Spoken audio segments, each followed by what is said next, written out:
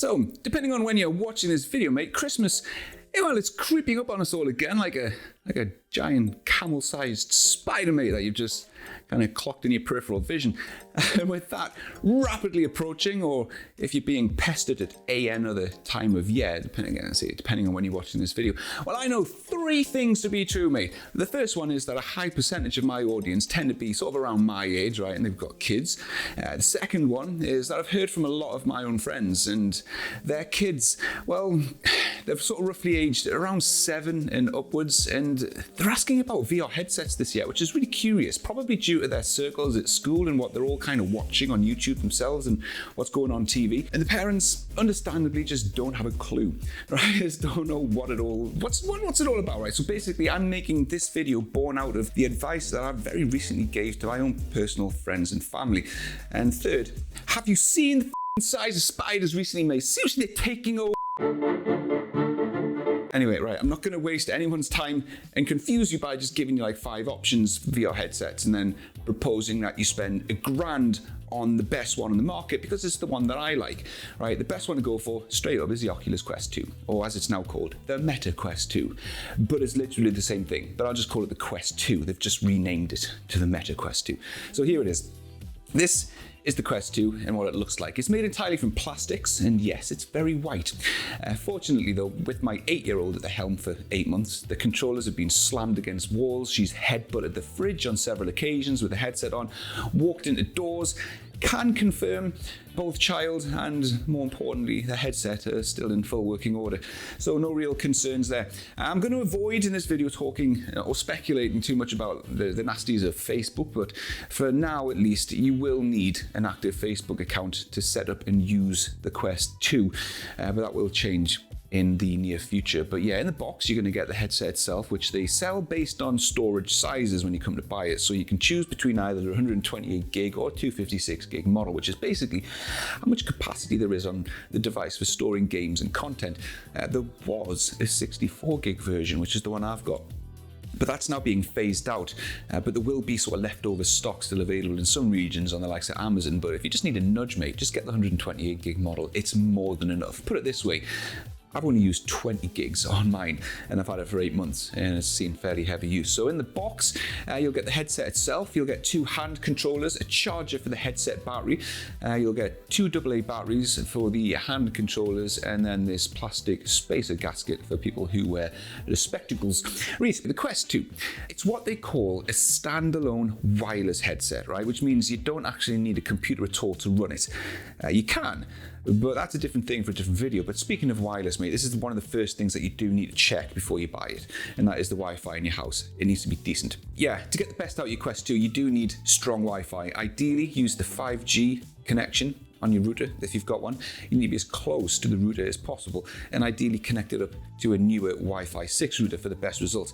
It should work really though with any Wi-Fi connection that you throw at it, but as with anything, the better, right? So once you've got it all up and running and you're in the VR environment, there's a very, very well done what they call a first steps tutorial, which is actually really entertaining. Actually, they've done a superb job with this little tutorial. That takes you through everything you need to know about how to use the Quest 2 and what all the buttons are. And then once you pass that, mate, you'll be met with your Oculus or your Meta home space, which is essentially a desktop inside VR. It's like a little home area. And from there, you can access the game store, the settings for the VR environment, the web browser, YouTube, you can jump onto Netflix. And once you're all fully immersed in that glorious other reality, it's a matter of when your attention is required back over in your regular reality, mate. Well, you can just tap twice on the side of the headset, and that turns on this absolutely amazing thing called pass-through mode, which lets you see and interact with the outside world using the built-in cameras on the front of the Quest 2. It doesn't let me screen record that, so I have to just poke a camera at the lenses. So what is there to do inside VR? Okay, right, well, there's both free and paid content. Most of it's paid stuff, and it's perfectly safe. It's all checked first by Facebook in the same way as sort of Apple check the apps that are safe on the App Store.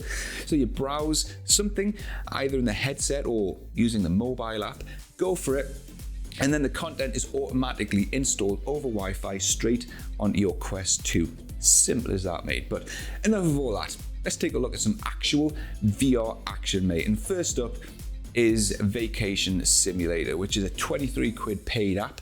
And this game is, from top to bottom, mate, it's a kid's fantasy land. And to be honest, it's probably the reason why they're asking you about VR in the first place. I think a lot of kids YouTubers have been playing this recently. I mean, that's just a hunch, but like I've been there, like, Dad, can I have that VR game where you can brush your teeth and wash your hair in the bath? And I'm like, you mean someone's made a depressing, monotonous, soporific, existential crisis in the realities of modern existence simulator? No, turns out it was this all along. Kids absolutely love the vibrant colours of the world that you're thrown into in Vacation Simulator. Every single corner of the world has engaging but like simple activities like waffle and pancake making, where you can like literally put anything, like any object you find in the world, into a waffle press and it'll come out as like a flat waffle.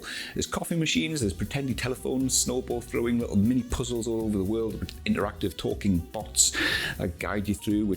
And they've got a little humour thrown into the mix. It's one of those experiences which kids can just sort of poke and prod at stuff in there, and there's just no finishing it, right? It's like this endless world. It's like opening a toy box for them and then playing with toys, except almost everything in this expansive open world is a toy. Now, or if they want, there is progression-based challenges to take part in, like little tasks.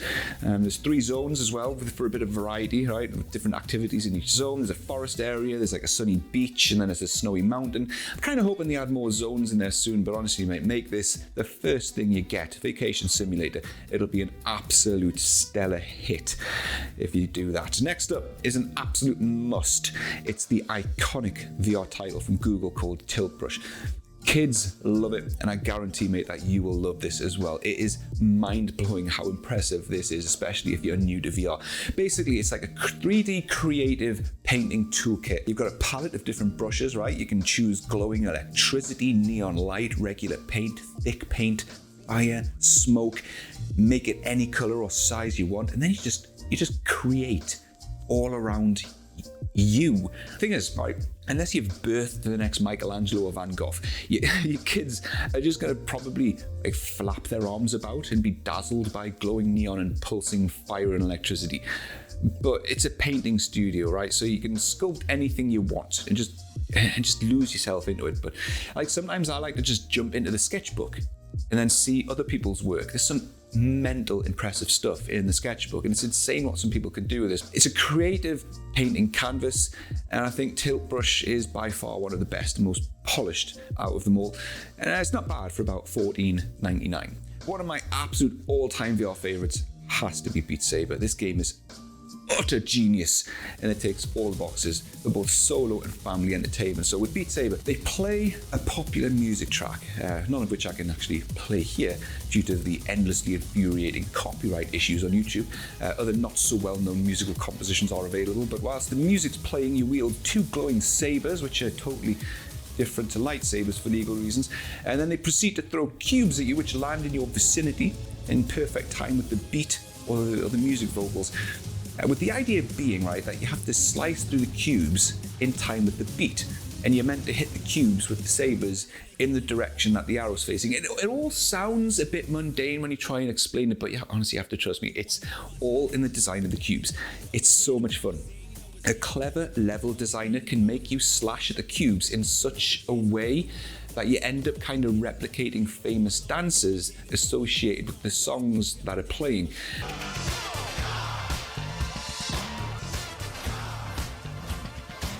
You can make it super challenging, right? There's hard modes in Beat Saber where there's like more cubes thrown at you, or there's easy modes where there's hardly any cubes, right? And there's no arrows, so kids can't just flap their arms about wildly and mash their way through whilst enjoying the tunes. But whichever route you go down, easy or hard, you'll have yourself an absolute scream and a good workout at the end of it. It's just an absolute hoot. Good bit of fun. So those are the 3 apps that you can find on the Oculus or the Meta App Store. But then there's also just the curriculum worth of content that you can find on Oculus TV, which is like this VR video library. You can float off and listen to Attenborough talk about plants and nature. And if it touches 2 within 20 seconds, that's different. Or you can actually go to ground zero. This morning that a plane has crashed into one of the towers of the World Trade Center.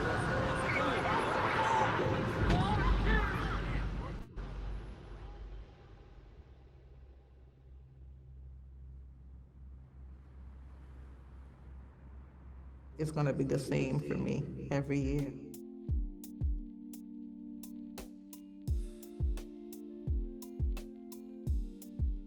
But in addition to all that, right, there's a world of apps for everyone. There's like boxing versions of Beat Saber, there's yoga stuff, there's spacewalks on the International Space Station if your kids are into astronomy, right? Deck little Timmy out in a spacesuit, let him float around in zero gravity, 253 miles above the Earth.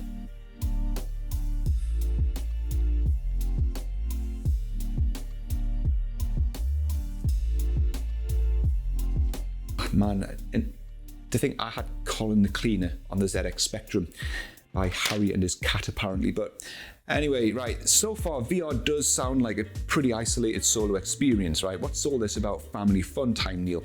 Right, well, this is where casting comes into it, and I don't mean of the Harry Potter variety either, although there is a pretty impressive game called Waltz of the Wizard that you can get. But anyway, casting is where you can mirror what's shown in the Quest 2 onto the TV, so people and the family can join in and watch what's happening in VR on the TV. Now, obviously this doesn't just happen with any old TV, right? Your TV needs to be Google Chromecast enabled, or you need a separate Chromecast device like an NVIDIA Shield or a Google TV. There's actually several different ways you can do this and watch what's happening in the VR headset. You can cast to your phone, like the Oculus app, or an iPad, tablet, or a computer or a laptop. You can cast straight to one of those, or you can plug an HDMI cable into a TV and then hook that up to your computer. The point being, there's tons of different ways to do this, but it all lets one person use the Quest 2 whilst the family all join in and laugh along. Or more accurately, you spend your life being asked, Dad, which donuts shall I put in my bag, and should I turn this into a waffle? On repeat. But some final relevant info. The battery life on the Quest 2 isn't great, 2 hours at best, so if you can't afford it, I highly recommend going for the Elite strap with battery and the protective case. That'll give you an extra 2 hours with, 4 hours in total being more than enough for most people. And the newer strap as well, that design makes swapping goes between people a lot easier and more fluid. And the newer strap also fits little heads a lot better as well. If you do, or if you have bought one already, make sure you also adjust the lenses when swapping between kids and adults. Slide the lenses inwards to the number 1 for kids and then outwards for adults, else it'll be a blurry mess when looking through the lenses. Granular parental controls aren't great either within the Quest 2, so you'll have to resort to good old threats of violence to stop kids from using the... What? I'm not allowed to say. You'll have to ask them nicely to not open apps meant for adults, like things like zombie shooters. Fortunately, you can pin control your store purchases though, so they can't go wild with your credit card and start buying everything off the store. And as well, this is probably the best of the bunch. You can pattern lock the whole device to completely stop anyone from even using it without you knowing about it. But you see, the thing is, right, if it was me, I would want to give my daughter her own login or account, right? So she's got her own login for her own stuff, but you can add extra profiles and accounts to the Quest 2. But you see, the thing is, those new users need to be added using a Facebook account. In no way am I advocating that anyone creates a Facebook account for their child. You could maybe create like a new Gmail address and create a second account in your name for you, but that's a second account for you. I don't know where that sits with Facebook, man. I know there are a bunch of snowflakes about that sort of stuff. So in my house, I take ownership of the VR devices. The daughter asks to use it. I start it up. I'm pretty much always present when she's on it. Plus, I've got absolutely nothing on it anyway that I'm even remotely concerned about opening up. But yeah, unfortunately, you can't pin control certain games or apps once it is open, but you can prevent kids from using it without you knowing about it by using that pattern lock. So I think that's probably about it, mate. That's enough. Yeah, smack that like button if you're still here, because that was a long one, but hopefully that gives you a good enough idea about VR and what you're being asked and pestered to buy. And I think I've covered the majority of the questions and concerns I was talking to my own friends and family about. There is, of course, a lot more to it that I can't possibly go into. VR devices of old that did have sort of sensors on the walls and stuff. There's none of that here. This is just a headset that tracks itself, so you don't need to worry about any of that. Everything you get is enough. But Amazon links to everything you've seen here in this video will be in the description. Those are my associate links, so if I've helped you today in making a decision, I'll earn a little commission from Amazon at absolutely no extra cost to you. And I know a lot of you guys out there really do value information like this, but aren't subscribed to channels like this, so get subscribed so you don't miss any more content like this.